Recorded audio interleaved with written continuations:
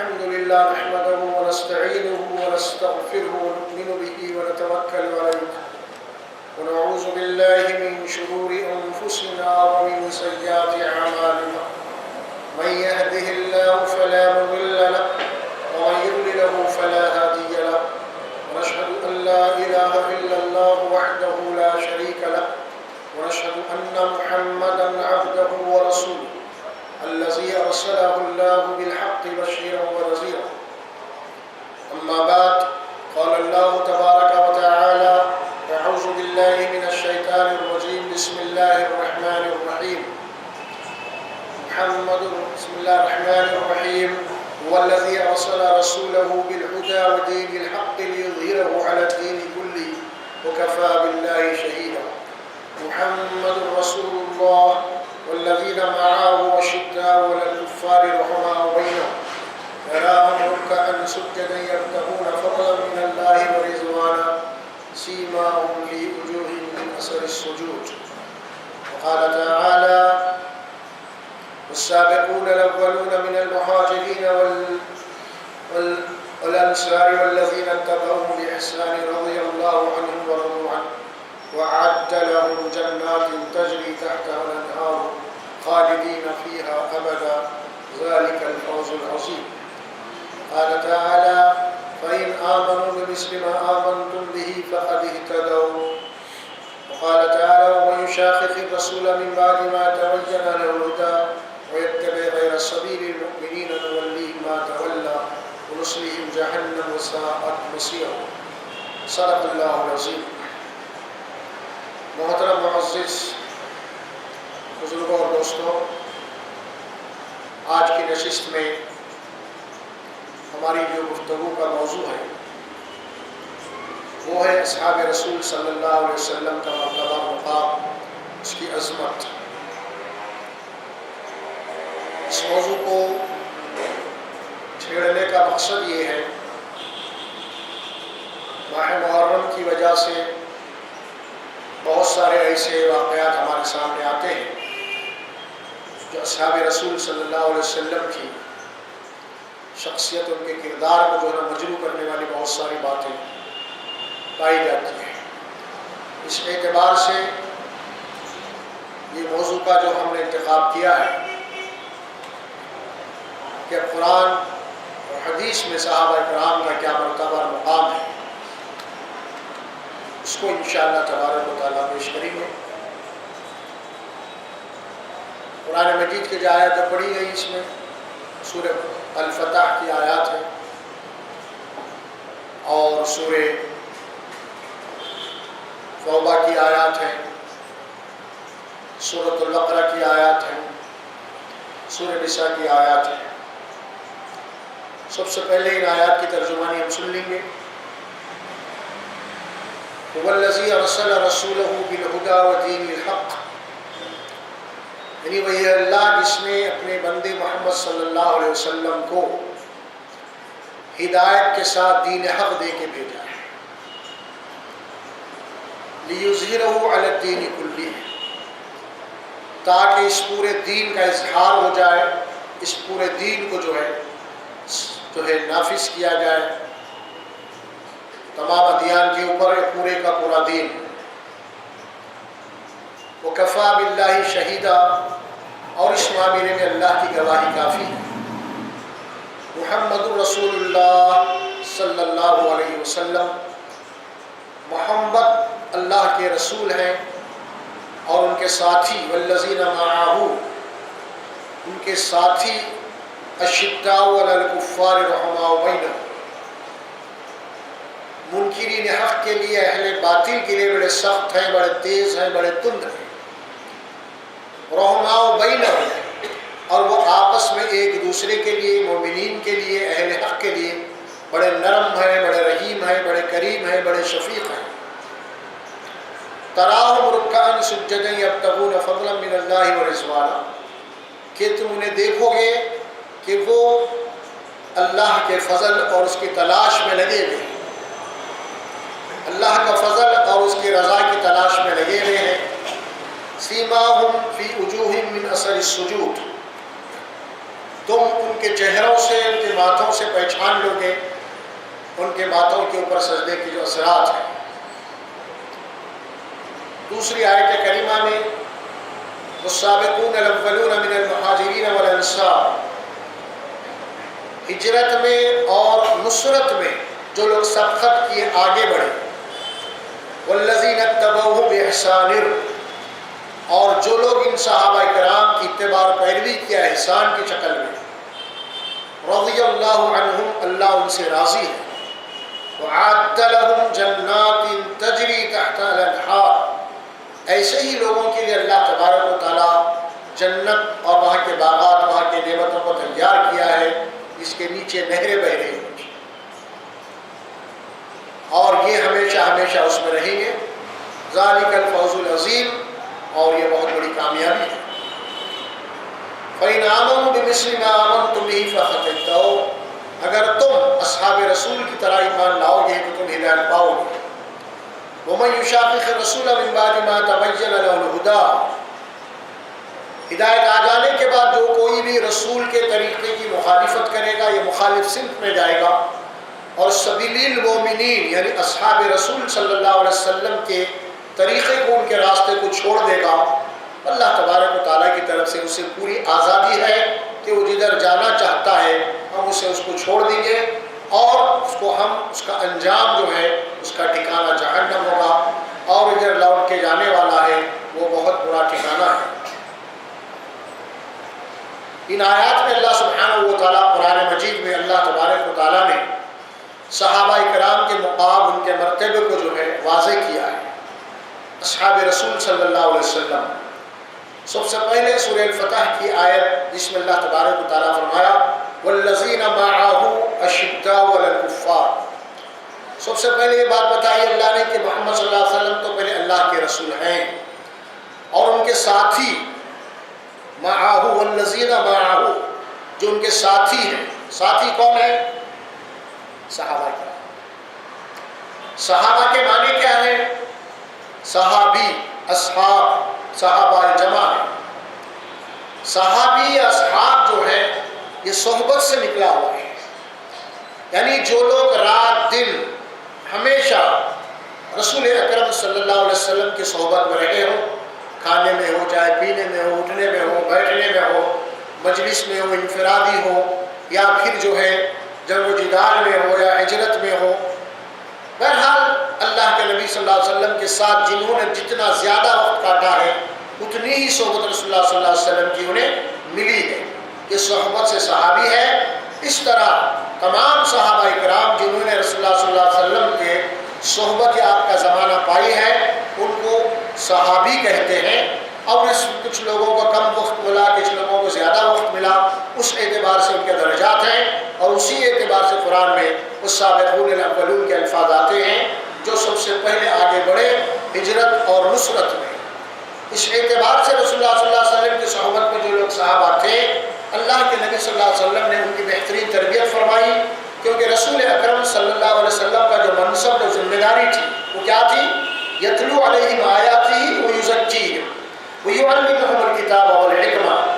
اللہ کے نبی صلی اللہ علیہ وسلم کی ذمہ داری تھی کہ آپ صلی اللہ علیہ وسلم قرآن مجید کی آیات کے ذریعے سے، قرآن مجید کے تعلیم کے ذریعے سے صحابہ کرام کی آپ نے تربیت کی، صحابہ کرام جو ہے نا آپ کا تزکیہ کیا۔ اس طرح رسول اللہ صلی اللہ علیہ وسلم نے اصحاب رسول صلی اللہ علیہ وسلم کے اپنے صحابہ کی بہترین تربیت فرمائی، اور ایک ایسی جماعت، ایک ایسی ٹیم تیار کی جو پوری دنیا کے لیے ایک مثال تھی قیامت تک کے آنے والوں کے لیے، کہ اب دوبارہ پھر قیامت تک کے لیے ویسی جماعت وجود میں نہیں آ سکتی ہے۔ یہ تربیت خود پھر راز رسول اکرم صلی اللہ علیہ وسلم کی زیر نگرانی میں ہوئی ہے، اور اس اعتبار سے اللہ تبارک و تعالیٰ نے یہ سند بھی عطا کر دی صحابہ کرام کو کہ رسول اکرم صلی اللہ علیہ وسلم کی صحبت میں، آپ کی تربیت میں رہتے ہوئے اللہ تبارک و تعالیٰ کے یہاں انہوں نے بہت مرتبہ اور مقام حاصل کیا ہے، اور اللہ تبارک و تعالیٰ ان سے راضی ہے اور یہ اللہ سے راضی ہے۔ یہ اصحاب رسول صلی اللہ علیہ وسلم کی مقام اور مرتبے کو قرآن جو ہے اس کا مقام اور مرتبہ اس کا متعین ہو رہا ہے۔ اور پھر اس سلسلے میں اللہ کے نبی صلی اللہ علیہ وسلم صحابہ کرام کی جو تعریف کیے ہیں، جہاں پہ آپ نے یہ بات فرمائی ہے کہ تمہارے اوپر میری سنت لازم ہے، وہاں پہ آپ نے یہ بات بھی فرمائی کہ میرے صحابہ کی بھی سنت تمہارے اوپر لازم ہے۔ چنانچہ حدیث میں بات آتی ہے علیکم بسنتی و سنت الخلفاء الراشدین المہدیین فتمسکوا بہا، کہ تمہارے اوپر میرا طریقہ، تمہارے لیے میرا طریقہ اور میرے بعد میرے اصحاب کا طریقہ جو راشدین ہے، لازمی اور ضروری ہے کہ میرے اور میرے صحابہ کے طریقے کو مضبوط پکڑے رہو۔ اور بہت ساری احادیث ہمارے سامنے آتی ہے۔ ایک مشہور حدیث ہے صحابہ کے متعلق، آپ نے فرمایا کہ میرے صحابہ آسمان کے ستاروں کی طرح ہیں، تم جس صحابی کی بھی اتباع کرو گے تم ہدایت پا جاؤ گے۔ اسی طرح بہت سارے احادیث ہمارے سامنے آتی ہیں۔ اس ذات قرآن اور احادیث صحیحہ، احادیث ثابتہ ہمارے سامنے واضح طور پہ بات لائی جا رہی ہے اس کے ذریعے سے کہ اصحاب رسول صلی اللہ علیہ وسلم کا مقام اور مرتبہ بہت بلند ہے، بہت اعلیٰ ہے۔ اور اللہ سبحانہ و تعالیٰ سورۃ البقرہ میں جو آیت فرمائی ہے کہ فَإِنْ آمَنُوا بِمِثْلِ مَا آمَنْتُمْ بِهِ فَقَدِ اهْتَدَوْا، قیامت تک کے لیے جو لوگ بھی ایمان لانا چاہتے ہیں، اسلام میں داخل ہونا چاہتے ہیں، ان لوگوں کے لیے اللہ تبارک و تعالیٰ ایک معیار ٹھہرایا ہے، اور وہ معیار ہے اصحاب رسول صلی اللہ علیہ وسلم۔ اگر تم صحابہ کی طرح ایمان لاؤ گے تو اللہ تبارک و تعالیٰ تمہیں ہدایت سے نوازے گا۔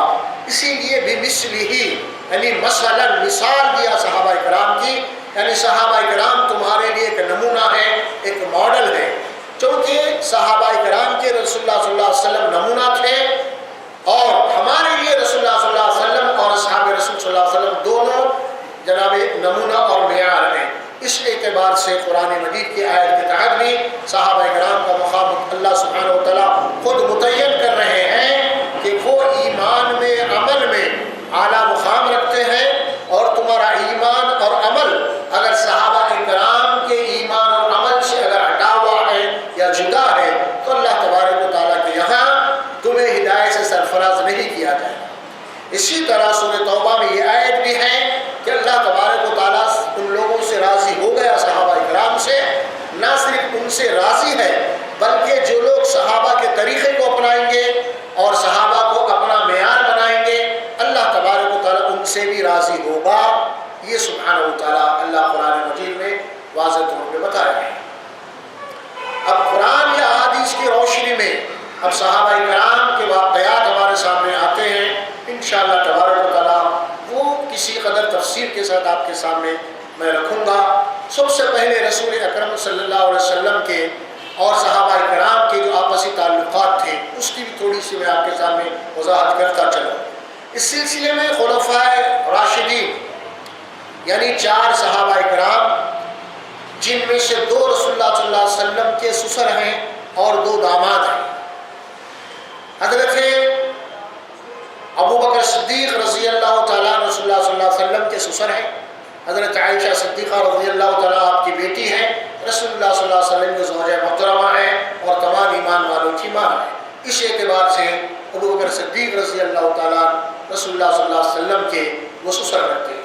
دوسرے خلیفہ حضرت عمر خطاب ہے رضی اللہ تعالیٰ عنہ، اور ان کی ایک بیٹی حضرت حفصہ ہے، رسول اللہ صلی اللہ علیہ وسلم کے زوجیت میں ہیں، اور اس طرح حضرت عمر فاروق رسول اللہ صلی اللہ علیہ وسلم کے خسر لگتے ہیں۔ یہ 2 اس طرح 2 باقی کے خلیفہ حضرت عثمان غنی، حضرت علی رضی اللہ تعالیٰ عنہ، یہ 2 رسول اللہ صلی اللہ علیہ وسلم کے داماد ہیں۔ اس اعتبار سے حضرت عثمان غنی رضی اللہ تعالیٰ عنہ کی زوجیت میں رسول اللہ صلی اللہ علیہ وسلم کی ایک کے بعد دیگر 2 بیٹیاں تھیں۔ سب سے پہلی آپ کی جو بیوی تھی حضرت رقیہ، حضرت عثمان غنی کی بیوی تھی۔ ان کے انتقال کے بعد رسول اللہ صلی اللہ علیہ وسلم نے آپ اپنی دوسری بیٹی کا نکاح حضرت ام کلثوم کا آپ صلی اللہ علیہ وسلم نے حضرت عثمان غنی سے کر دیا۔ اس اعتبار سے اسی طرح حدیث میں حضرت عثمان غنی کو ذو النورین کہا جاتا ہے، یعنی رسول اللہ صلی اللہ علیہ وسلم کے 2 نور لخت جگر 2 عثمان غنی کے جو ہے عہد میں تھی، آپ کے نکاح میں تھی۔ اور چوتھے خلیفہ حضرت علی رضی اللہ تعالیٰ عنہ، یہ رسول اللہ صلی اللہ علیہ وسلم کے چچیرے بھائی بھی ہیں، اور رسول اللہ صلی اللہ علیہ وسلم نے ان کو پال بھی لیا تھا، ان کے کفیل ہیں، ان کے تربیت یافتہ بھی ہیں، اور رسول اللہ صلی اللہ علیہ وسلم کی سب سے چھوٹی جو بیٹی حضرت فاطمہ ہیں، یہ ان کے شوہر ہیں، اس طرح اس اعتبار سے یہ دو داماد ہیں اور دو خسر ہیں۔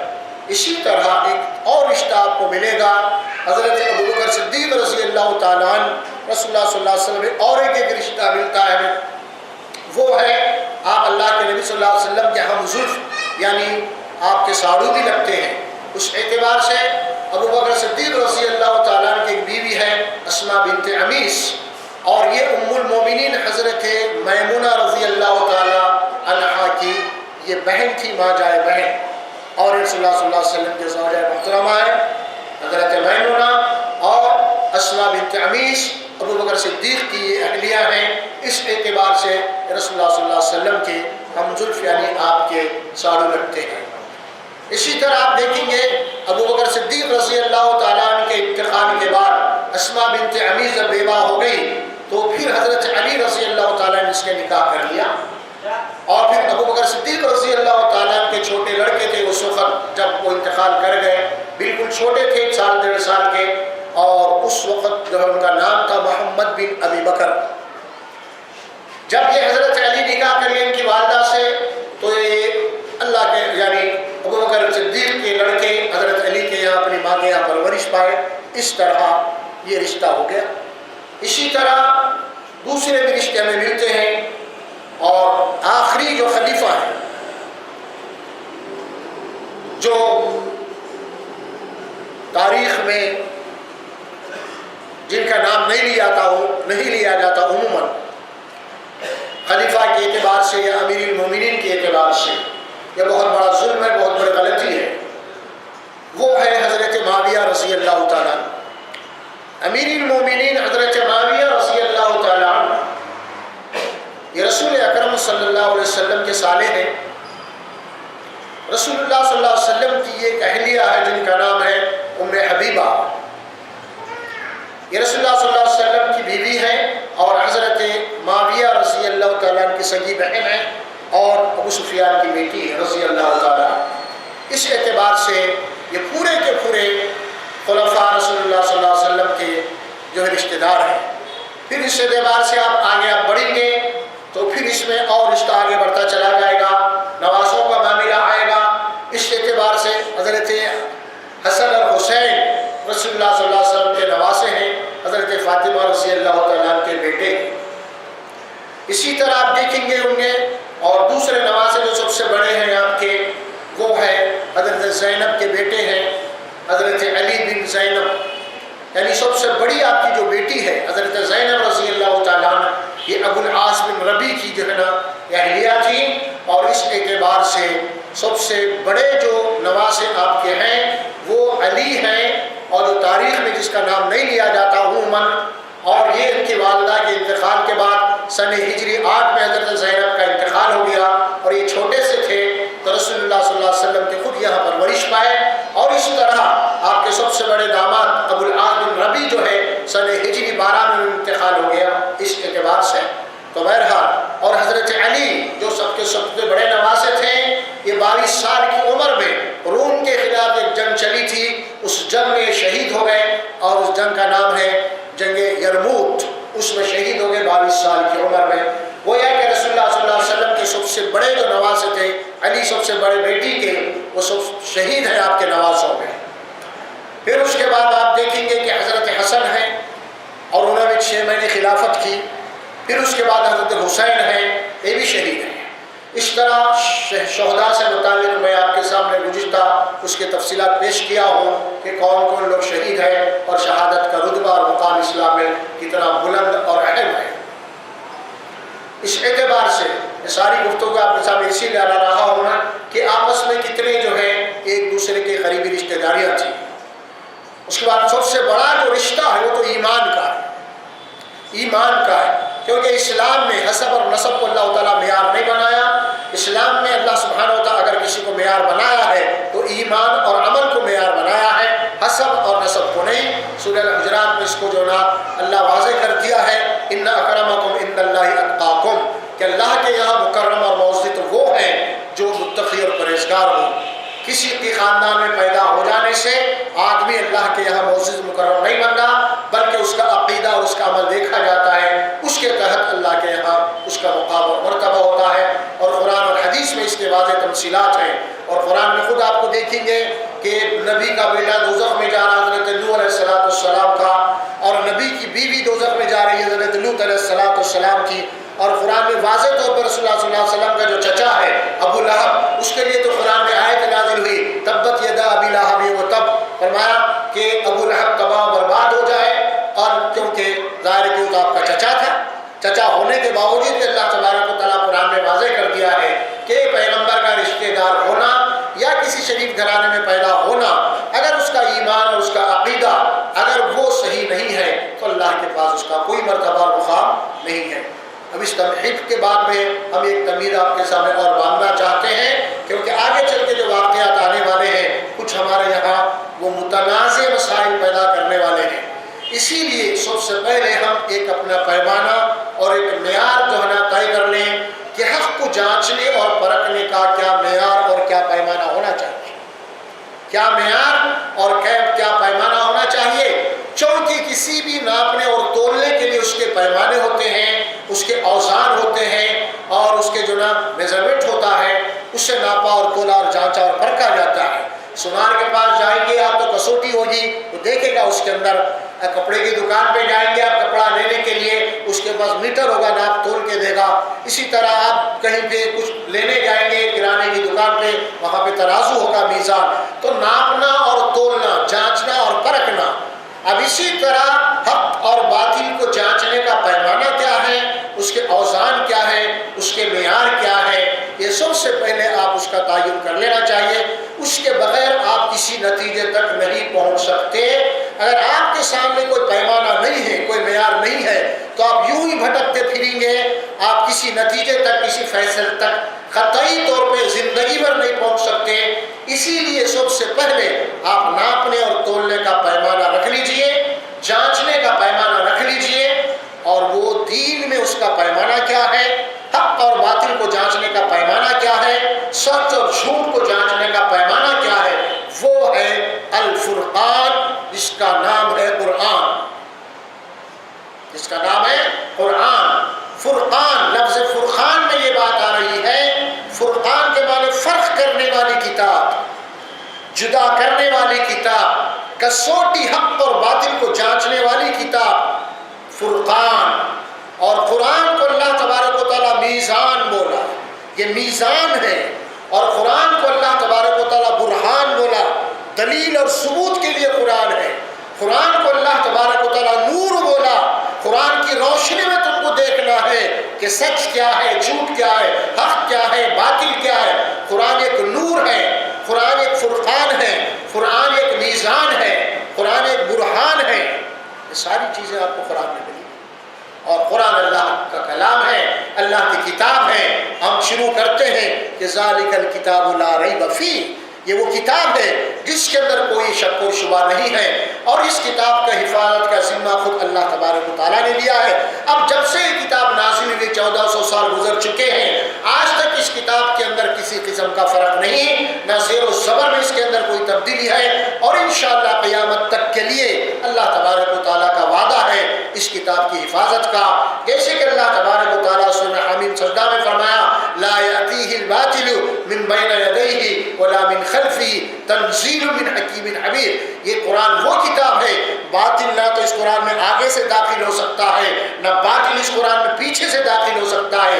یہ اللہ تبارک و تعالیٰ کی طرف سے نازل کردہ کتاب ہے، اور اللہ کا جو کام بھی ہوتا ہے وہ تعریف کے لائق ہوتا ہے۔ یہ تعریف کرنے والے کی طرف سے نازل کی گئی ہے۔ اگر اس کی کتاب میں کوئی نقص ہے تو یقیناً اللہ کی تعریف میں نقص ہوگا، اللہ کی کتاب میں کوئی نقص ہوگا، اللہ کی ذات میں نقص ہوگا، کیونکہ قرآن اللہ کا علم ہے، اور اللہ کا علم جو ہے وہ محدود نہیں ہوتا، اللہ کا علم جو ہے وہ پرانا نہیں ہوتا، اللہ کا علم جو ہے وہ کسی کا عطا کردہ نہیں ہوتا، اللہ کا علم ذاتی ہے، اللہ کا علم لامحدود ہے، اللہ کا علم ابدی ہے۔ اور یہ قرآن اللہ کا علم ہے، اللہ نے اس کتاب میں اپنا تعارف کروایا ہے، وہ یہ ہے وَاعْلَمُوا أَنَّمَا أُنزِلَ بِعِلْمِ اللَّهِ، اچھی طریقے سے جان لو یہ قرآن اللہ کا علم ہے۔ الرحمن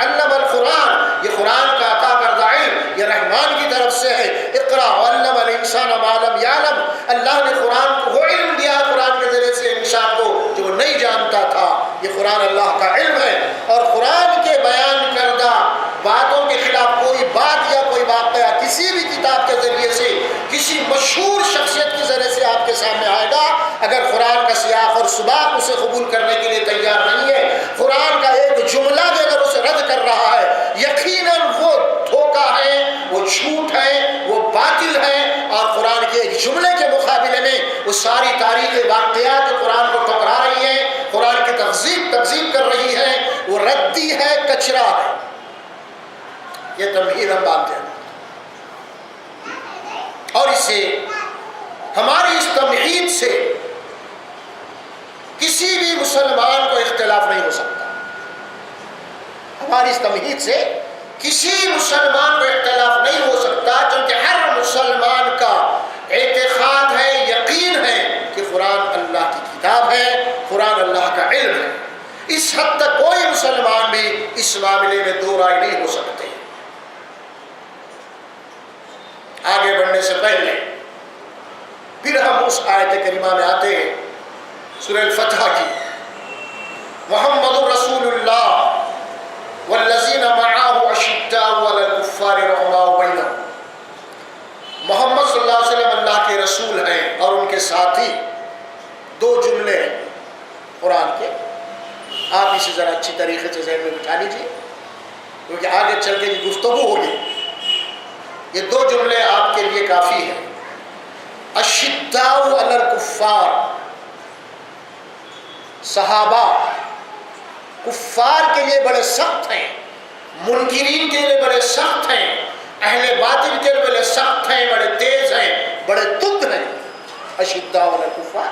پھر رحماء بینہم، اور آپس میں ایک دوسرے کے لیے، مومنین کے لیے، مسلمین کے لیے بڑے رحیم ہیں، بڑے شفیق ہیں، بڑے مہربان ہیں، بڑے کریم ہیں، ایک دوسرے کو جان دینے والے ہیں، ایک دوسرے کو قربانی دینے والے ہیں، ایک دوسرے کو ساتھ دینے والے ہیں.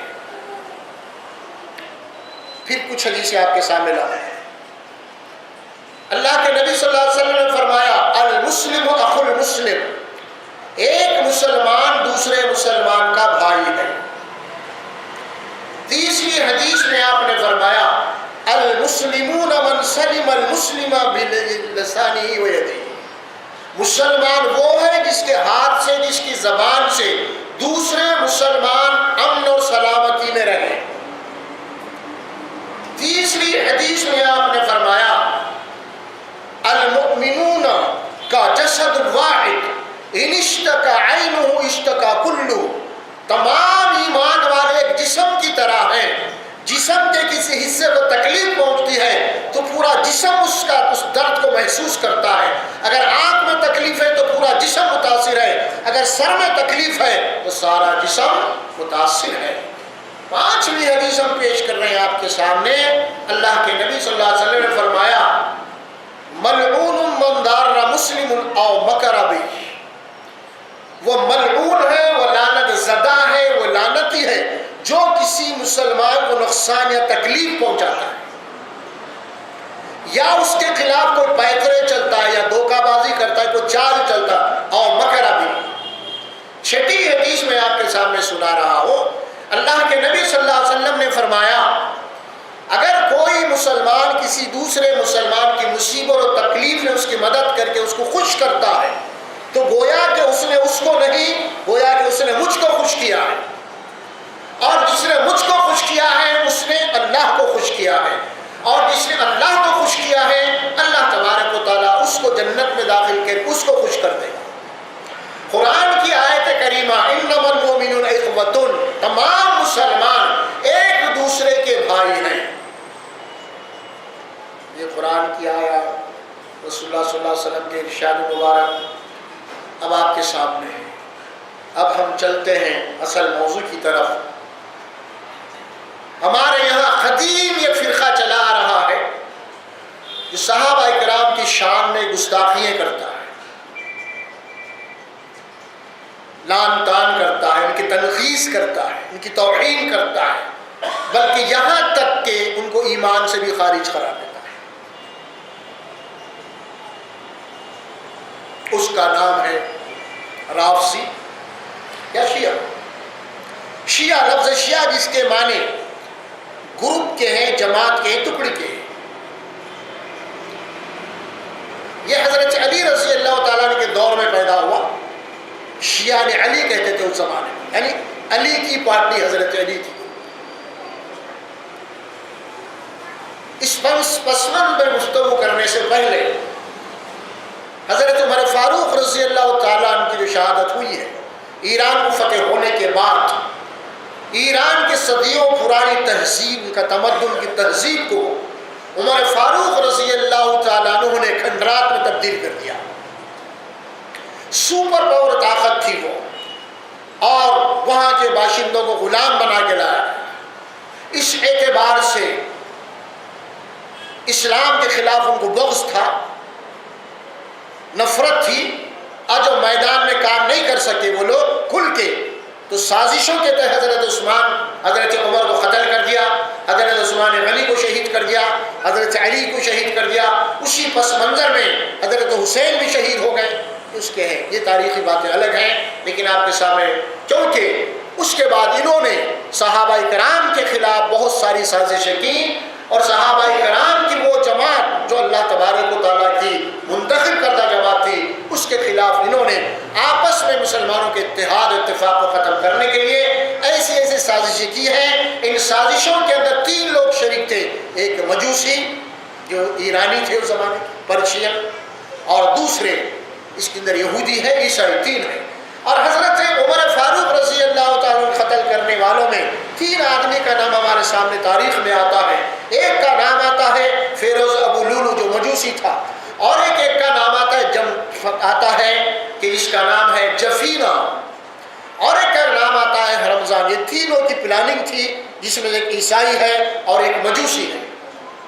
اس اعتبار سے حضرت فاروق رضی اللہ تعالیٰ کا شہادت واقع ہوئی، اور اس کے بعد یہ تینوں مل کے، اور اس نمبر تاریخ میں نام آتا ہے کہ عبداللہ بن سبا حضرت عثمان غنی رضی اللہ تعالیٰ کے زمانے میں ایمان لے آیا، ایک یہودی تھا، اور اس کے بعد یہ مسلمان بنا اور اسلام میں داخل ہو، اپنا نام عبداللہ رکھ لیا، اور اس کے باپ کا نام تھا سبا بن شمعون، اور اس کے دادا کا نام شمعون تھا۔ اس طرح یہ اسلام کے دشمن تھے، یمن کے رہنے والے صنع کے، اور یہ مدینے میں آ کے سازشیں کرے، اور اسی سازش کے نتیجے میں حضرت عثمان غنی رضی اللہ عنہ کی شہادت واقع ہوئی۔ اگرچہ کہ شہادت کے اندر دوسروں کو گھسیٹا جاتا ہے، وہ بالکل یا طور پہ تاریخ میں جھوٹ ہے، لیکن ان کو شہید کرنے والے خود عبداللہ بن سبا اس کا باپ ہے، اور راتوں رات قتل کر کے مدینہ سے فرار ہو گئے۔ تاریخ میں اس کو چھپا دیا گیا۔ تو بہرحال یہ بات چلتی یہاں تک چلی۔ اس کے بعد میں اب صحابہ کرام کے اندر بہت ساری خرابیاں پیدا کرنے کے لیے انہوں نے تاریخی واقعات کو گڈمٹ کر دیا، اور اس اعتبار سے بہت سارے تاریخیں لکھی گئی۔ اور اس کے بعد میں اب ہمارے یہاں تاریخ کا سب سے زیادہ اگر مستند ماخذ مانا جاتا ہے وہ ہے تاریخ تبری ہے۔ ان واقعات کو جو لے آتے ہیں سارے، پھر اس کے بعد بہت سے تاریخ ابن حشام ہے، طبقات ابن سعد ہے، ابن عساکر ہے، واقدی ہے، ابن اسحاق ہے، کلب چنابیانہ اور صدی ہے، کلبی ہے، بہت سارے ہیں تاریخیں، مسعودی ہے، بلاغری ہے۔ یہ تاریخی کتب ہمارے سامنے ہیں، اور تقریباً جتنے یہ تاریخی کتب اور بھی جو مزید ہیں، یہ سب کے سب لکھنے والے یہ سب مجوسی تھے، اسلام کے دشمن تھے۔ اور آپ اب اس کے اندر محدثین کو چھوڑ دیا، اس کے بعد بحث ہوگی۔ تاریخ تبری، علامہ ابن تبری بہت بڑے مفسر بھی ہے، قرآن مجید کی بہت بڑی تفسیر 30 جلدوں میں ان کی ہے، اور وہ تفسیر ایسی تفسیر ہے وہ پڑھنے کے بعد انسان کا دماغ منتشر ہو جاتا ہے، کسی نتیجے پہ نہیں پہنچتا۔ واقعات صحیح بھی ہے اور غلط بھی ہے، صحابہ کے خلاف بھی ہے، صحابہ کی توہین بھی ہے، بہت سارے۔ پڑھنے کے بعد آدمی کنفیوز ہو جاتا ہے۔ جھوٹ بولنے والے کے لیے صحیح بات کا سہارا لینا پڑتا ہے۔ جب تک صحیح بات نہیں بولے گا اس کی جھوٹ بات کو کوئی بھی اعتبار نہیں کرتا۔ اسی لیے ہر جھوٹ بولنے والے کے لیے صحیح بات کا سہارا ضروری ہے۔ اسی لیے جو واقعات تبری میں صحیح آ گئے ہیں وہ اسی لیے آئے ہیں تاکہ جھوٹ بولنے کے لیے ان کا سہارا لیا جائے۔ اب ہم آتے ہیں اس سلسلے میں شہادت کے اوپر. حضرت عثمان غنی کی جب شہادت ہوئی، واقعات تبری میں مزید کتابوں کے جو واقعات آ رہے ہیں آپ بھی سنے ہوں گے. کون ہے شہید کرنے والے؟ جب بلوائی مدینے میں گھس گئے، بلوائی مدینے کو گھیرا ڈالے، مصر سے وغیرہ سے آگے تاریخ میں جو لکھی گئی وہ سنا رہے ہیں. اس وقت حضرت علی حسن حسین کو حضرت عثمان غنی کے دروازے پہ پہرے کے طور پہ حفاظت کے لیے کھڑا کر دیا، سیکورٹی گارڈ. اور حضرت ابو بکر کے بیٹے محمد بن ابو بکر کچھ ساتھیوں کو لے کے اوپر سے پیچھے دروازے پچھلے کسی حصے سے اندر داخل ہو گئے اور حضرت عثمان غنی کو شہید کر دیا. کون؟ ابو بکر رضی اللہ تعالیٰ کے بیٹے محمد بن ابو بکر. اور واقعہ اتنا لکھ رہے ہیں کہ محمد بن ابو بکر حضرت عثمان غنی کے سینے پہ بیٹھ کے داڑھی پکڑ کے کھینچ رہے ہیں. حضرت عثمان غنی بول رہے ہیں، اے بیٹے اگر تیرا باپ ہوتا تو اس کو برداشت کرتا، برابر کو قتل کر. کون ہے یہ؟ محمد بن ابی بکر. میں پہلے نام لیا تھا اسی لیے ان کا. اسماء بنت امیس کے بیٹے ہیں، ابو بکر کی بیوی.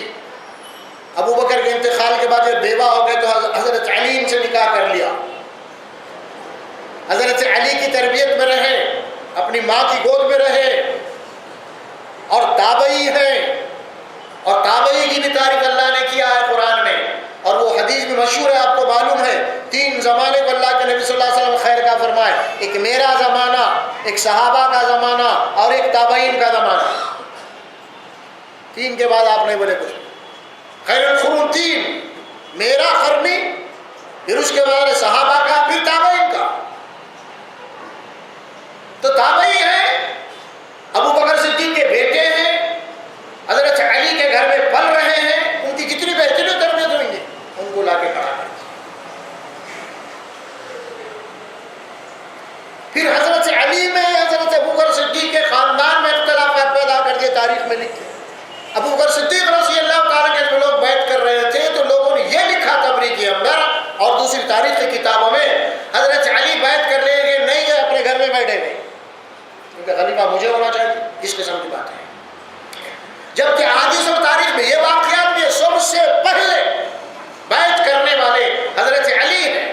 جب لوگ جمع ہو گئے، آپ کو اطلاع پہنچی کہ بیعت لے رہے ہیں، آپ گھر پہ آپ کو خبر پہنچی تو آپ گھر میں بیٹھے ہوئے تھے، اور فوری جناب علی آپ کرتا بھی صحیح طور پہ نہیں پہنے آپ، اور بھاگتے ہوئے جا کے سیدنا ابو بکر صدیق رضی اللہ تعالیٰ کے ہاتھ پہ آپ نے بیعت کی. یہ بھی تاریخ ہے. لیکن وہاں پھر صحابہ کو لڑایا جا رہا، ابو بکر اختلاف تھا. اب یہاں پہ یہ بات بھی بتا دی گئی تاریخ میں، حضرت فاطمہ رضی اللہ تعالیٰ کا جب انتقال ہو گیا تو حضرت علی راتوں رات تنہا حضرت فاطمہ کو لے گیا کہ آپ جو ہے نا تدفین کر کے کوئی آپ کے جنازے میں چلے. کیونکہ فاطمہ حضرت ابو بکر کے درمیان میں جھگڑا اختلاف تھا باغ فدق کے بارے میں. تاریخ میں بات ہے، تاریخ میں یہ بات بھی آئی کہ ابو بکر صدیق رضی اللہ تعالیٰ عنہ جب انتقال ہوا حضرت فاطمہ کا، علی نے ابو بکر کو بلایا اور بلا کے نماز جنازہ ہوئی، باضابطہ آپ جنازہ پڑھائے. دیکھو آپ کیسا سمجھے آپ. پھر یہ سب گڈ مٹ لڑائی جھگڑے صحابہ کے اندر اول دور سے شروع ہو رہا پورا معاملہ، خلافت کا معاملہ. یہاں پہ تاثر دیا جا رہا، اور صحابہ کے پیش نظر، ان کے متم نظر کہ تخت و تاج نہیں تھا، کوئی حکومت نہیں تھی. آپ کو پڑھ کے سنایا، یبتغون فضلا من اللہ ورضوانا، تلاش میں تھے اللہ کے فضل، اس کی تلاش میں، اقتدار نہیں. پھر اس کے بعد آپ دیکھیں گے بہت سارے واقعات وہاں پہ لایا گیا گھسیٹ کے. حضرت عثمان شہید ہو گئے، قرآن پڑھ رہے تھے آپ، 3 دن تک لاش گھر میں پڑی رہی. تاریخ تبری ابن خلدون پورے پڑھ لو. اس کی امیر المومنین کی 3 دن تک لاش گھر میں چڑھ گئی. مدینہ ہے، صحابہ کا گڑھ ہے پورا مدینہ، لاٹ سڑ رہی۔ آپ کی اہلیہ حضرت نائلہ رضی اللہ تعالیٰ عنہ حضرت علی کو بول رہے ہیں، اے علی لاش کو دفنانے کی اجازت، دفناؤ یا پھر جلا دینے کی اجازت دی۔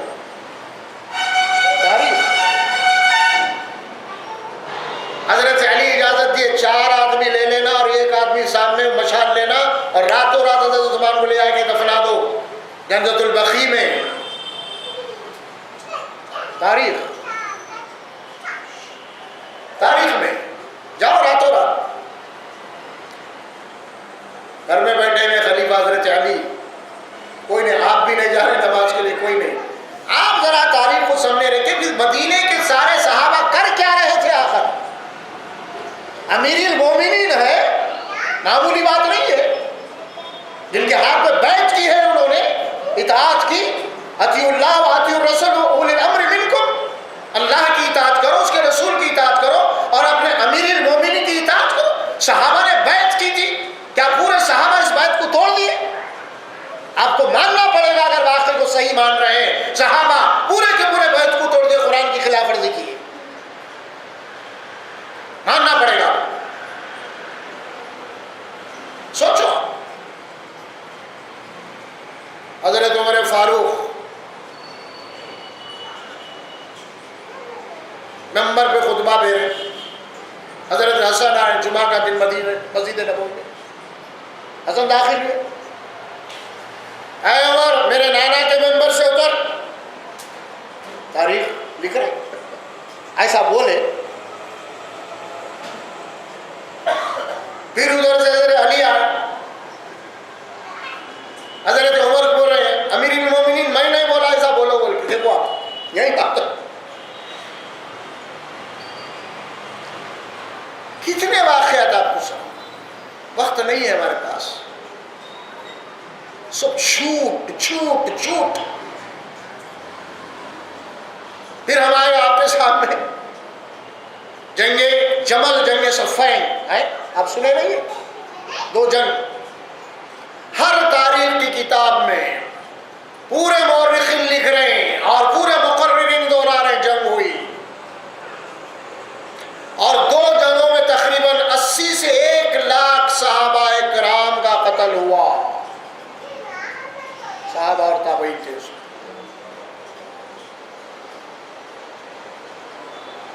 دونوں طرف جنگ جمل، جمل کے معنی اونٹ، اس کو نام اسی لیے دیا گیا، اس اونٹنی کے اوپر حضرت عائشہ صدیقہ تھی اور اس وقت فوج کی کمانڈنگ کر رہی تھی، اور کس کے خلاف؟ حضرت علی، ادھر حضرت علی حضرت عائشہ، ایک ماں اور ایک بیٹے کے خلاف جنگ۔ پھر امت کی ماں ہے دوسری، جنگ دونوں کے درمیان میں، جنگ جمل، اور ادھر بھی صحابہ ادھر بھی صحابہ۔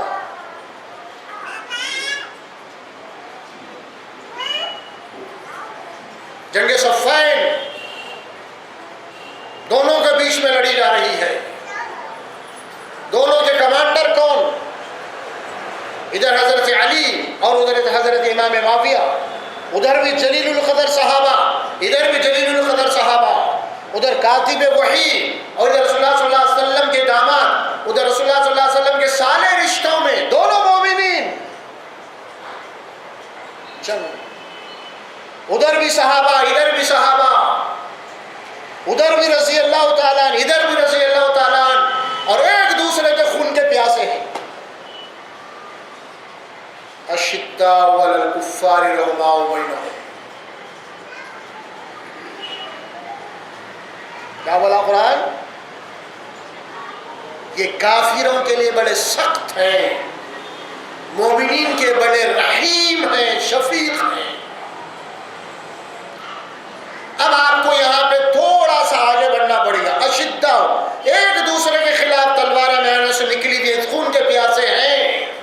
اب آپ کو ماننا پڑے گا صحابہ کے اس عمل کو دیکھتے ہوئے، اشداء علی الکفار، یہ دونوں ایک دوسرے کو کافر سمجھ رہے تھے، تبھی تو اشداء علی الکفار۔ اگر یہ واقعہ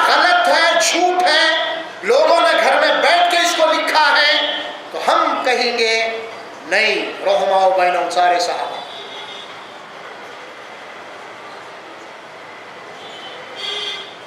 واقعات دنیا میں آج جتنے بھی جنگیں ہوئی ہیں، بد سے بدتر قوموں کی جنگیں ہوئی ہیں. کہ تاریخ میں ہم کو کہیں یہ نہیں ملا کہ ماں اور بیٹا آپس میں جو ہے نا کمانڈنگ کی ہے. کوئی لائیے تاریخ. وحشی سے وحشی قوموں نے لڑا ہے، درندہ قوموں نے لڑا ہے. یہ ہلاک ہوئی یہ چنگیز، یہ درندے قوم تھے، وحشی قوم تھے. لیکن ایسی وحشی قوم میں بھی ہم کو ایسی مثال نہیں ملتی کہ آپس میں کمانڈنگ دو دشمن ماں اور بیٹے کے درمیان لڑائی ہو رہی ہو اور دونوں طرف فوجی دستے ہو اور للکار رہے ہو. لیکن بد سے بدتر مثال، بد سے بدتر قوم میں نہیں مل سکتی. نعوذ باللہ من ذالک. ظالموں نے اس کو صحابہ کرام کے ساتھ جوڑ دیا. اس کو وہ قوم، وہ امت، وہ قوم، وہ امت جو قیامت تک کے لیے اس کی مثال نہیں پیش کر سکتے. ایسی شفیق قوم اور ایسے بلند اخلاق کی قوم کو انہوں نے ان کے اخلاق اور کردار کو اتنا برباد اور تباہ کر دیا تاریخ کے اوراق نے. آج مسلمان اسی کے اندر گم ہے اور اسی کو اس کے اسی تشریح کرتے چلے جاتے ہیں. جنگ جمل میں ایسے ہوا تھا، انہوں ایسا ہوا تھا، خلافت ان کا حق تھا، انہوں ایسا کرے، انہوں ویسا کرے، انہیں صاحب ادھر سفیر بن کے آئے، انہوں ادھر سفیر بن کے آئے. امام معاویہ کی طرف سے فیصلے کے لیے قرآنوں کو جناب علی نیزوں کے اوپر اٹھایا گیا. ارے کیا ہے قرآن کو نیزوں پہ اٹھائے؟ قرآن کو پوری فوج نیزوں پہ اٹھائی، فیصلہ قرآن کے ذریعے سے. کہیں کو بھائی صحابہ کا ایمان، صحابہ کو نہیں معلوم تھا، قرآن بتانا پڑتا کہ یہ قرآن ہے دیکھو بول کے. پھر قرآن کو نیزوں پہ اٹھانے کے معنی کیا ہے؟ قرآن کی اتنی بے حرمت یہ ہے کہ آپ نے قرآن کو چھید کر دیا، قرآن کو چھید دیا، اس کے اندر ٹوبو کیا لہرا رہے سے. اور پھر عقل کے کورے مارے. اس زمانے میں قرآن مجید کے اتنے نسخے تھے کہاں؟ خلوی دور تھا، بڑی مشکل سے. ارے آج سے جناب علی ایک 50 سال پہلے قرآن نہیں ملتا تھا. اب یہ تو ذرا پریس کا دور آیا بول کے آپ کو مل رہی قرآن. وہ زمانے میں پوری فوج قرآن کو اٹھا لی. ارے عقل کے اندھے، جھوٹے کو عقل نہیں. اور ہم ہیں تبری تبری واقدی واقدی ابن اشاد ابن سعد سمر ابن اسحاق. ارے ایسا بول رہے ہیں جیسا کہ آسمانی کتاب آئی. اب لوگوں کا ریسرچ اس پہ چھوڑا، اسلامک اسکالر اس پہ ہی بن رہے. پی ایچ ڈی تاریخ میں، کوئی پی ایچ ڈی اس پہ ہی کر رہا، کوئی تبری پہ پی ایچ ڈی کر رہا، کوئی ابن ہشام پہ کر رہا، کوئی واقدی پہ کر رہا، کوئی ابن اسحاق پہ کر رہا، کوئی ابن عساکر پہ کر رہا. جب اس پہ پی ایچ ڈی ہے، اس پہ ریسرچ ہو رہا اور ڈگری لے کے آ رہے ہیں. اسلامک اسکالر آ رہے ہیں، یہ پورے ڈگریاں لے کے، کوسے ڈگریاں، یہ کتابیں پڑھ کے ڈگریاں لا رہے ہیں. یہ ڈگریاں نہیں، ٹھیکریاں ہیں پورے قرآن کے سامنے. سمجھے؟ یہ لے کے اب کوئی سیمینار ہو رہا، اب اسلامک اسکالر آ گئے، بیٹھے ہوئے لوگ سیمینار میں، اب انہیں تقریر کر رہے ہیں. امام معاویہ کے بیچ میں جنگ چھڑی، عائشہ چھڑی، ادھر یہ صحابہ تھے، ادھر صحابہ تھے. سننے والا سوچو، وہ غیر مسلم بیٹھا ہوا ہے، اگر ہوشیار چالاک ہے، اگر دماغ کا، تو پوچھتا، کیا پوچھتا؟ ارے بھائی تم تو بولے اسلام امن کا دین ہے، اسلام سلامتی کا دین ہے، ہاں یہ اسلام کے فالوور تھے لوگ. تمہارا دل، تم دوسروں کو کیا امن دے سکتے؟ تم تو خود ایک دوسرے کے خون کے پیاسے. تم دوسروں کو سلامتی دے کیا سکتے؟ تم ایک دوسروں کی جان لینے پہ کھڑے ہوئے ہو. تم کیا دعوت دے رہے اسلام امن کا دین ہے؟ ارے یہ رسول اللہ صلی اللہ علیہ وسلم کی تربیت کیے، یہ صفحے نمبر کے لوگ ہیں. اور جب یہ ایک دوسرے کے خون کے پیاسے ہو سکتے ہیں، تم سے امن کی کون سی امید کرنا؟ اسی لیے بولتے وہ کتابیں پڑھنے کے بغیر کوئی ہندو کوئی عیسائی بول رہا مسلمان دہشت گرد ہے، ٹیررسٹ ہے، تو غلط نہیں ہے. یہ تاریخی کتابوں کے حساب سے بول رہا ہوں. قرآن سے اگر آئیں گے تو یقیناً مسلمان امن پسند ہے، اسلام امن کا دین ہے، اور پیغمبر امن کا جو ہے نا پیغمبر ہے. کہاں ہے؟ تبری بول دیا، انہوں نے لکھ دیے صحابہ کی شان میں گستاخیاں. وہ کتاب میں بول دیا، بلازری بول دیا، حوالے دے رہے ہیں. ہر تاریخ کا لکھنے والا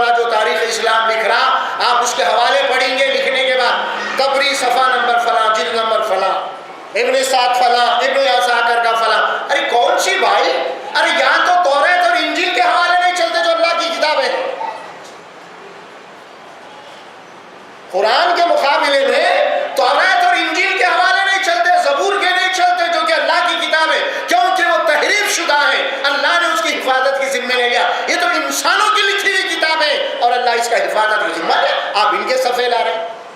تبری ہوا تبری تبری کیا ہے؟ کیا اسلام کو کیا اسلام کے میچ پیش کرے آپ؟ اگر وہی تاریخی کتابوں کو اگر دعوت کے طور پہ پیش کیا جائے، کیا امیج اسلام کا ہے؟ بتاؤ آپ۔ وہی واقعات ہم نہیں اگر پیش کریں گے، یا نعوذ باللہ کوئی اگر شاطر غیر مسلم نکل گیا، یہ تمہارا اسلام ہے، یہ تمہاری جنگ جمل ہے، یہ تمہاری جنگ صفین ہے، اگر لا کے آپ کے سامنے رکھ دیا یہ اسلام ہے، کون سے اسلام کی دعوت دے رہے؟ امن کا دین تو ہمارا ہے، یہ دیکھو تمہارا جنگ صفین، جنگ جمل، یا اور بھی جو مسلمانوں میں آپس میں جنگیں ہوئی ہیں، جنگ نہران وغیرہ وغیرہ، یہ ساری باتیں بالکل جھوٹ ہے۔ یقیناً معاشرہ ہے، حکومت ہے، عوام ہے، کہیں نہ کہیں کچھ مسائل پیدا ہوئے ہیں، اس سے انکار نہیں ہو سکتا۔ کچھ چھوٹے موٹے واقعات ہوئے ہیں، اس کا انکار نہیں کیا جا سکتا۔ جب ایسے چھوٹے معاملے کچھ ہوئے ہیں صحابہ کے دور میں، تو قرآن کی ایک آیت کریمہ ہے، انما المؤمنون اخوة فاصلحوا بین اخویکم، کہ دیکھو اگر کوئی تنازعات پیدا ہو گئے، اختلافات، تو فوری اصلاح کر لو، کیونکہ تو آپس میں بھائی بھائی ہے۔ اگر یہ قرآن اگر اتنے بڑے جھگڑے ہوئے ہیں، اگر اتنے، تو اللہ قرآن یہ کہہ رہا ہے کہ تم اصلاح کر لو، تو کیا صحابہ کرام آیت پہ نہیں عمل کرے؟ ارے یار، آج دو ٹوپی والے اگر داڑھی والے روڈ پہ لڑ لیے تو لوگ جمع ہو کے، کیا بھائی مسلمان ہے، چہرے پہ نور ہے، کئی کو داڑھی رکھ کے بدنام کر رہا بولتے ہیں، سمجھے؟ آج اگر ٹوپی پہن لے کے اگر کوئی گالی دے رہا تو ارے بھائی کئی کو ٹوپی کو بدنام کر رہا، کئی کو اسلام کو 1400 سال کے بعد ہمارے دلوں میں اسلام کی اتنی عظمت ہے، اتنی، آپ غور کیجئے، دور اول کے جو صحابہ تھے جن کو اللہ رضی اللہ عنہ بولا، ان کے دلوں میں اتنی بھی عظمت نہیں تھی جو جان لینے کے لیے ٹھہر گئے اسلام میں، جان لینے ٹھہر گئے۔ اور پھر قرآن میں کیا بات کی؟ قتل عمد کیا ہے؟ وَمَنْ يَقْتُلْ مُؤْمِنًا مُتَعَمِّدًا فَجَزَاؤُهُ جَهَنَّمُ، سورہ مائدہ میں، جو کوئی بھی کوئی دوسرے مومن کو ارادتاً قتل کر رہا ہے تو جہنمی ہے۔ اسی لیے رسول اللہ صلی اللہ علیہ وسلم نے فرمایا، دو مسلمان جب لڑتے ہیں، دونوں میں کا ایک اگر قتل ہو جاتا ہے تو قتل کرنے والا، قتل ہونے والا، دونوں جہنمی ہیں۔ کیوں؟ صحابہ پوچھا، رسول اللہ قتل ہونے والا کیوں؟ وہ تو مظلوم ہے، مارنے والا جہنمی ہے۔ نہیں، آپ نے فرمایا دونوں اس ارادے سے نکلے تھے لڑنے کے لیے، دونوں اس ارادے، انہیں کہا نا میں اس کو قتل کروں گا، انہیں اس کو قتل کروں گا، لہذا کسی کا وار پہلے ہو گیا، کوئی پہلے زد میں آ گیا، لیکن دونوں کا ارادہ اور عمل ایک تھا، اسی لیے بچ جانے کے باوجود بھی جہنم ہے۔ اور قرآن کی آیت واضح دلیل ہے، وَمَنْ يَقْتُلْ مُؤْمِنًا مُتَعَمِّدًا فَجَزَاؤُهُ جَهَنَّمُ۔ اب یہ اتنی چیزیں ہمارے پاس آ رہی ہیں، صحابہ کی تنخیص میں آ رہی ہیں۔ کچھ لوگوں نے یہ کہا کہ صحابہ اکرام، حضرت عثمان غنی کے متعلق یہ افواہیں پھیلا دی گئی تاریخ میں، حضرت عثمان غنی جو ہے اقربا نواز تھے، جب آپ خلیفہ بنے، حاکم بنے، تو بیت المال کے دروازے جو ہے نا اپنے رشتہ داروں کے لیے کھول دیے، لیکن لکھنے والے لکھ رہے ہیں، پڑھنے والے پڑھ رہے ہیں، اور وہی کی طرح اس کتاب کو وہی الہی سمجھ رہے ہیں۔ ارے لکھنے والے خود میں عالم میں غلط کیسے ہو سکتے؟ ارے وہ نادانو، اللہ جن کی جو ہے تعریف کیا ہے، ان کے خلاف کون سی ایسی شخصیت کھڑی ہوئی ان کی تنقید کرنے کے لیے؟ کون سی ایسی؟ اور وہ بھی عثمان غنی، وہ تو غنی، اس کے مال کو پرواہ کیا ہے؟ اقربا نوازی، ان کے متعلق اس قسم کے اور حوالے لکھنے کے بعد تبری، ابن سعد، ابن عساکر، حوالے یہ کوئی صحیح حدیث نہیں، یہ حوالے مل رہے ہیں۔ اب بتائیے صحابہ کرام کی شان کیا ہے؟ بغض صحابہ، یاد رکھیے آپ، اللہ کے نبی صلی اللہ علیہ وسلم پہلے ہی کہا کہ ایک دور ایسا آنے والا ہے کہ لوگ میرے صحابہ کو گالیاں دیں گے۔ اور دیکھیں صحابہ، تنقیص صحابہ، بغض صحابہ، بعض آپ کا ہمارے یہاں جو فرقے ہیں، روافض، شیعہ، اور کتاب، یہ ساری کتابیں، یہ تاریخی کتابوں نے ہم کو بھی پریشان کر دیا اور اہل تشیع کو بھی کر دیا ہے۔ اگر ہم دونوں اہل سنت ہو اہل تشیع ہو، اگر ہم یہ چاہتے ہیں کہ واقعی میں مومن ایمان والے بننا چاہتے ہیں، یہ دشمنان اسلام کی لکھی ہوئی کتابوں کو ہم رات کے ڈھیر میں تبدیل کر دیں اور سب مل کر قرآن کی طرف آ جائیں۔ وَاعْتَصِمُوا بِحَبْلِ اللَّهِ جَمِيعًا وَلَا تَفَرَّقُوا، تم سب مل کر اللہ کی رسی کو مضبوط پکڑ لو اور آفت میں تفرقے مت ڈالو۔ وَاذْكُرُوا نِعْمَتَ اللَّهِ إِذْ كُنتُمْ أَعْدَاءً فَأَلَّفَ بَيْنَ قُلُوبِكُمْ فَأَصْبَحْتُمْ بِنِعْمَتِهِ إِخْوَانًا۔ ارے اللہ کی اس نعمت کو یاد کرو کہ تم آپس میں دشمن تھے ایک دوسرے کے، اللہ نے تم کو ایمان کی وجہ سے، قرآن کی وجہ سے تمہارے دلوں میں دشمنی نکال دی، نفرتیں نکال دی، فَأَلَّفَ بَيْنَ قُلُوبِكُمْ، اور اللہ نے تمہارے دلوں کے اندر الفت اور محبت پیدا کر دی ہے اور تم کو بھائی بھائی بنا دیا ہے۔ یہ قرآن، یہ قرآن ہے۔ اور پھر سورہ انفال میں اللہ تبارک و تعالیٰ رسول اللہ صلی اللہ علیہ وسلم فرماتے ہیں مخاطب کر کے، وَأَلَّفَ بَيْنَ قُلُوبِهِمْ، فرمایا اے رسول صلی اللہ علیہ وسلم، اللہ تبارک و تعالیٰ نے ان کی دلوں میں محبت ڈالی ہے۔ فرمایا کہ اگر آپ زمین بھر کی دولت بھی خرچ کر دیتے تو ان کی دلوں میں محبت نہیں ڈال سکتے تھے۔ یہ اللہ ہے جو اللہ تبارک و تعالیٰ نے ان کی دلوں میں محبت ڈال دیا ہے۔ یہ ساری آیتیں اللہ بول رہا ہے دشمنی کو نکال دیے، عصبیت کو نکال دیے، اسلام سے پہلے ان کے درمیان میں جو تخافت چلتی تھی بنی ہاشم بنی امیہ کی، اس کو اللہ اسلام فرما ختم کر دیے، ان کے دل و دماغ سے ہم نے نکال دیا۔ صحابہ کے بعد عصبیت تھی نہیں۔ اور کیجیے، معمولی بات نہیں، آپ کو ایک واقعہ پیش کروں میں، سیدنا ابو بکر صدیق کا بیٹا جنگ بدر جب چھڑی اور وہ ایمان نہیں لیتے، مخالف دشمنوں کے صف میں تھے، جب مقابلہ ہوا تو آپ کا بیٹا بھی دشمنوں کے ساتھ تھا، اور ایمان لانے کے بعد ابو بکر صدیق سے بولا آپ کا بیٹا، اے ابا جان، جب جنگ بدر میں آپ کے خلاف تھا کئی دفعہ آپ میری تلوار کی زد میں آ گئے تھے، لیکن میں آپ باپ ہے بول کے چھوڑ دیا۔ پلٹ کے ابو بکر نے کیا فرمایا، اے بیٹے، اگر تو میری زد میں آ جاتا اسی وقت میں تجھے ڈھیر کر دیتا۔ میرا ایمان عصبیت کا نہیں ہے، میرا ایمان خاندانی نہیں ہے، میرا ایمان قبائلی نہیں ہے، میرا ایمان ہے وحدہ لا شریک لہ، تمام رشتوں کو ختم کر دیتا ہے، عصبیت کو ختم کر دیتا ہے، وہ ایمان ہے۔ بنی ہاشم بنی امیہ ہمکا ڈھمکا کیا کی کدھر کی کر دیے۔ اگر آپ تاریخ میں پڑھیں گے تو یہ واقعات بھی بالکل غلط جھوٹے، صحیح واقعات بھی قرآن میں، تاریخ میں صحیح واقعات بھی۔ آپ غور کیجیے، حضرت علی رضی اللہ تعالیٰ عنہ کے 15 بیٹے 17 بیٹیاں، مختلف بیویوں سے 15 بیٹے 17 بیٹیاں، 15 بیٹوں میں سے 4 بیٹوں کا نام، ایک کا نام ابو بکر ہے، 2 کا نام عمر ہے اور ایک کا نام عثمان ہے۔ اب یہ لوگ کیا بولے، یہ دشمن تھے، خلافت کا جھگڑا تھا، وہ تھا، کہاں ہے۔ پھر اس کے بعد چلیے، حضرت علی کے ایک بیٹے کا نام حضرت جعفر ہے، وہ جعفر نہیں، بیٹے کا نام، ایک جعفر آپ کے بھائی ہے، جعفر تیار ہے، یہ بیٹے ہیں آپ کے جعفر بن علی کے بیٹے ایک جعفر کے بیٹے کا نام عبداللہ کے بیٹے کا نام معاویہ کے بیٹے کا نام یزید۔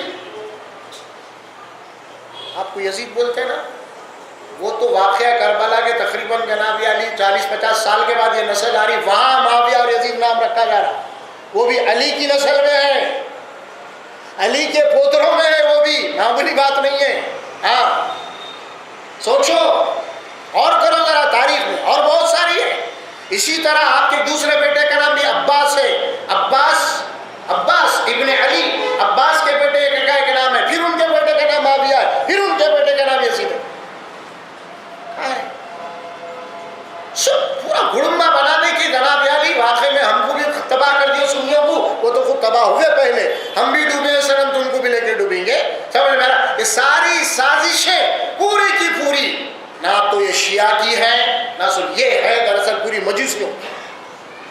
یہ پورے دشمنان اسلام ایسی تاریخیں لکھے اور لکھے سے حالات پیدا ہو گئے جس کے شکار سب سے زیادہ تو جناب علی اہل تشیع ہو گئے، اور اس کے بعد اہل سنت بھی اس کے شکار ہو گئے. اور اس اعتبار سے اگر واقعے میں ہم مومن بننا چاہتے ہیں، مومن ہے چاہے وہ شیعہ ہو، سمجھ میں ہم کو شیعہ سے کوئی دشمنی نہیں ہے، ذاتی طور پہ کوئی دشمنی نہیں. ہم بھی انہیں یہ سمجھتے ہیں کہ غلط فہمی کا شکار ہے، وہ بھی غلط فہمی کا شکار ہے. اسی لیے ہم سمجھتے ہیں کہ ہماری یہ تاریخوں کو سب سے پہلے ہم جناب علی دفن کر دو اور قرآن کی طرف آ جاؤ، پھر یہاں آپ کو ملے گی بات، اور اس کے خلاف جو بات بھی ہوگی وہ غلط ہوگی، وہ غلط ہوں گی. اس اعتبار سے آپ کو میں قرآن کی آیت پڑھ کے سناتا ہوں. صحابہ کرام کی شان کیا ہے؟ للفقراء المہاجرین الذین، وہ محتاج لوگ جو ہجرت کر کے مدینہ چلے گئے، اخرجوا من دیارہم و اموالہم، جن کو اپنے گھروں سے اپنے مالوں سے نکالا گیا،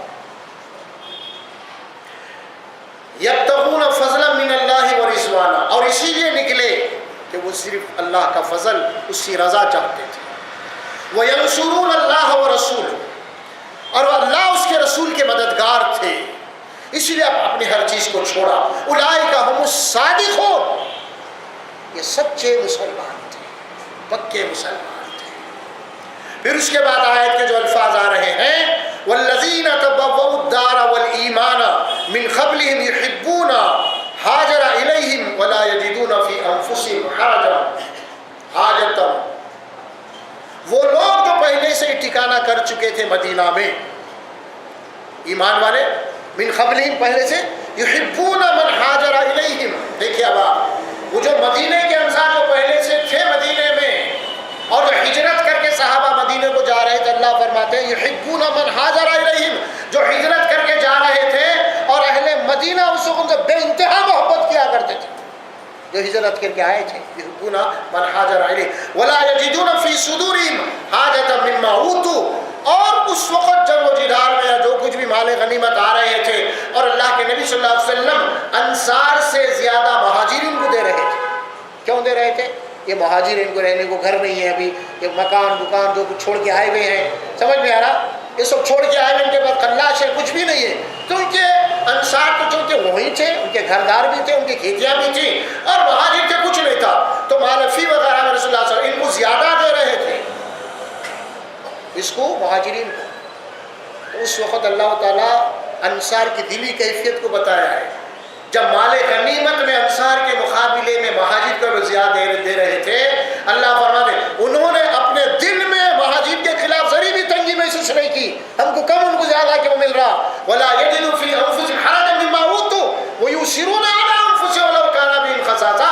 اور یہ وہ لوگ ہیں جو خود محتاج ہونے کے باوجود سامنے والوں کو اپنی محتاجی کے اوپر ترجیح دیا کرتے تھے، خود بھوکے رہ کے سامنے والوں کو کھلاتے تھے. یہ وہ لوگ ہیں اولئک هم الصادقون. اور پھر ان لوگوں کے متعلق اللہ کیا فرمایا؟ یہ تو گزر گئے، یہ گزر گئے، اب آنے والے کیا کرنا؟ کیا کرنا؟ والذین جاؤ من بعدہم، والذین جاؤ من بعدہم، ان کے بعد جو ایمان والے آنے والے ہیں قیامت تک، صحابہ کے بعد کیا کرنا؟ اب انہوں کیا جملے ہیں قرآن کے؟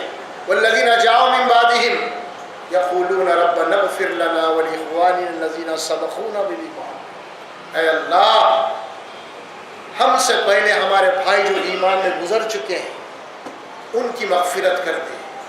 ولا تجعل فی قلوبنا غل، اللہ ان کے متعلق ہمارے دلوں میں کوئی بدگمانی مت پیدا ہونے دے. صحابہ کے متعلق اے اللہ ہمارے دلوں میں کوئی بدگمانی مت پیدا ہو.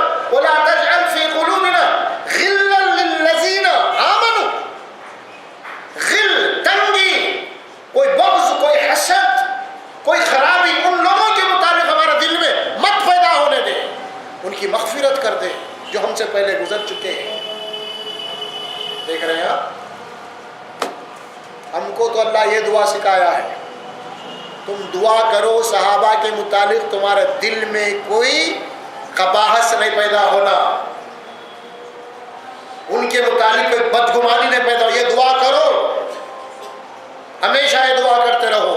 اس کے بجائے آج ہم تبرہ کر رہے ہیں، ماتم کر رہے ہیں، گالی دے رہے ہیں، وہ ایمان والے نہیں تھے، ہم یہ بول رہے ہیں، وہ لڑے، انہیں خلافت کے لیے لڑے، خلافت میرا حق ہے بولے، حکومت میری، یہ جھگڑا اسلام میں ہے ہی نہیں، خلافت کا حکومت کا اسلام میں جھگڑا ہے نہیں، آپ کو ماننا پڑے گا۔ پھر اس طرح آج سیاسی پارٹیاں کرسی کے لیے لڑ رہے ہیں، وہی لڑ لیے، وہاں بھی انہوں بھی، فرق کیا ہے پھر آپ میں؟ کیا فرق ہے؟ کیا صحابہ کو آپ پیش کریں گے آپ؟ ہاں کیا بولے تو حق کے لیے لڑے، ارے یہ آسان جملہ مل گیا، حق کے لیے لڑے، ارے ہر کوئی حق کے لیے بول رہا آج بھی، کون نہ حق بول رہا بتاؤ؟ اس قسم کی تمثیلات، یہ کہہ دینا صحابہ کرام اختلافات تھا، جھگڑے تھے، ہاں آپس میں لڑ لیے، فلاں ہو گیا، جنگیں ہوئی ہیں، ارے کیا ہے یہ سب؟ کیا ہے؟ کچھ نہیں ہے، یہ سب سازشین کے کارنامے ہیں ہمارے خلاف جو کی گئی۔ اور پھر بولے صحابہ لڑ لیے نا، صحابہ کیسا لڑ سکتے بھائی؟ نہیں بولے، وہ دوسروں کی سازش میں آ گئے، باتوں میں آ گئے۔ اچھا اتنے نادان تھے صحابہ اتنے بھولے والے تھے؟ ارے صحابہ کو تو اللہ کے رسول صلی اللہ علیہ وسلم یہ بولا، مومن کی نظر اس کی فراست سے بچ کے رہو، کیونکہ اللہ کے نور سے دیکھتا ہے، ان کی فراست قیامت تک کے لیے نہیں پیدا ہو سکتی، ان کی دور اندیشی قیامت تک کے لیے نہیں پیدا ہو سکتی۔ تم کہاں بات کر رہے ہیں؟ کیا صحابہ اتنے نادان تھے، اتنے بھولے تھے کہ تم نے کہا وہ دوسروں کی باتوں میں آ کے اپنے لوگوں کو قتل کر رہے تھے؟ ہاں بھائی جھوٹ کس حد تک آپ بولیں گے؟ آپ کس حد تک آپ بولیں گے؟ کیا آج دنیا میں کوئی دوسروں کے باتوں میں آ کے اپنے بھائی کا قتل کر سکتا ہے؟ کرتا؟ سوال ہی نہیں ہے۔ اتنے دن 1400 سال کے بعد ہمارا ایمانی یہ حرارت ہے، وہ تو ایمان کے بلندیوں کے اوپر تھے جس کو چھو بھی نہیں سکتے۔ ہاں ہمارے پیران پیر شیخ عبد القادر جیلانی رحمۃ اللہ علیہ فرماتے ہیں، صحابہ، ارے صحابہ کی پیر کے خاک کی طرح بھی نہیں ہے ہم، صحابہ کی پیر کی جو دھول ہوتی ہے وہ بھی نہیں ہے۔ یہ ولیوں کے ولی بول رہے ہیں، میں اور آپ تو صفر ہے، سمجھو معمولی بات نہیں ہے۔ ان کے متعلق 1400 سال کے بعد بیٹھ کے اب کتابیں لکھ رہے ہیں، صحابہ پہ کتاب تحقیقی، صحابہ پہ کہاں کمزوریاں ہوئے، صحابہ کہاں غلطی کرے، ہاں اور انہوں آج سوچو یہ آیت بھول گئے، دعا کی سورہ حشر کی، اللہ بولا ہمارے دلوں میں ان کے متعلق کوئی بدگمانی مت پیدا ہونے دے، یہ دعا اللہ سے کرو، بلکہ الٹا تم اللہ کے مقابلے میں ان کی وہ تنقید شروع کرتے۔ ہاں اب اگر میں یہ دعا کر کے صحابہ کی تنقید میں کتاب لکھوں گا تو مجھ سے زیادہ منافق اور کون ہو سکتا؟ بولو، ایک طرف اللہ سے دعا کرو، اللہ صحابہ کے متعلق میرے دل میں کوئی نقص مت پیدا ہونے دے، کوئی بغض مت پیدا ہونے دے، پھر اس کے بعد صحابہ کے خلاف کتاب لکھ رہا ہوں۔ مجھ سے بڑا منافق اور وہ عبداللہ بن ابی بھی نہیں ہوا، اتنا بڑا منافق۔ صحابہ کی شان یاد رکھیے آپ، پھر قرآن پہ آنا پڑتا، یہ سب چھوڑ دینا، میری کتاب میری کتاب۔ اب ہمارے پاس باضابطہ دو ایک الگ مذہب بن گیا، شیعہ کا ایک سنی کا، حدیث کی کتابیں دونوں کے الگ بن گئے، سیاہ ستہ ادھر سنیوں کی ہو گئی اور سیاہ اربع ان کے ہو گئے، 4 کتابیں ان کے پاس، 6 ان کے پاس، سمجھ میں آ رہا؟ پھر فقہ الگ بن گئی، ہمارے پاس 4 فقہ ہو گئے، ان کے پاس فقہ جعفریہ ایک الگ ہو گیا۔ پھر قرآن کیا ہے؟ قرآن کو بند کر کے رکھ دیا، تو یہ سب کھلتے، انہیں کھلنے کے بعد انہیں بجھ جاتے، قرآن کھلنے کے بعد یہ سب کتابیں خود بخود بجھ جاتے۔ اسی لیے لوگ کیا کریں، قرآن ڈیکوریشن کے لائٹ رہتے تھے، ڈیکوریشن چھوٹے چھوٹے بلب رہتے، اور وہاں پہ 500 بتی کا گولا لگا دو، ڈیکوریشن چاہتے ہیں آپ، یہ چمک چھوٹی چھوٹی، تو 500 کا گولا بند کر دینا پڑتا۔ وہ 500 بتی کا گولا کھولتے چلو خود بخود بجھ جاتے ہیں، ان کو بجھانے کی ضرورت ہی نہیں ہے۔ یہ قصہ ہے سارا ہی۔ یہ چھوٹے چھوٹے کتابیں ڈیکوریشن کے ہر کوئی اپنا لیا، میری کتاب، میری کتاب، میرے حضرت، میرے مولانا، وہ فلاں فلاں، یہ سب جو چمک دھمک ہے یہ کتاب بند کرنے کی وجہ سے۔ یہ کتاب جس دن کھول دے گا مومن، یہ خود بخود بجھ جائیں گے، بجھانے کی ضرورت نہیں ہے۔ واعتصموا بحبل اللہ، سب مل کے اللہ کی رسی کو پکڑ لو بس۔ کوئی زیادہ سے زیادہ کوئی چیز اس کے اندر عملی تشریح ہو سکتی ہے، وہ بھی احادیث صحیحہ، اور احادیث صحیحہ کے اندر بھی سب سے زیادہ معتبر جو کتاب، اب 3 کتابوں کو ماننا پڑتا آپ کو، موطا امام مالک، بخاری اور مسلم، اس کے بعد بھی کتابوں کے اندر بہت سارے جھول جھال ہیں، اس میں نہیں ہے کا معاملہ سارا۔ بس اللہ تبارک و تعالیٰ سے دعا ہے، اللہ سبحانہ و تعالیٰ مجھے اور آپ کو تمام جیسے فرقوں میں مسلمان بٹے ہوئے ہیں، چاہے ہمارے دوست بھائی شیعہ بھائی کیوں نہ ہو، ہم سنی کیوں نہ ہو، ہمارے ساتھ جو کچھ بھی سازش ہوئی ہے ہم اس کو بھلا کے فراموش کر کے ہم جو ہے کتاب اللہ کی طرف آ جائیں، اور بالراست قرآن سے جو ہے نا ہم سمجھیں حقیقت کیا ہے۔ بارک اللہ لی و لکم فی القرآن العظیم ونفعنا وإیاکم بالآیات الذکر الحکیم۔ السلام علیکم ورحمۃ اللہ وبرکاتہ۔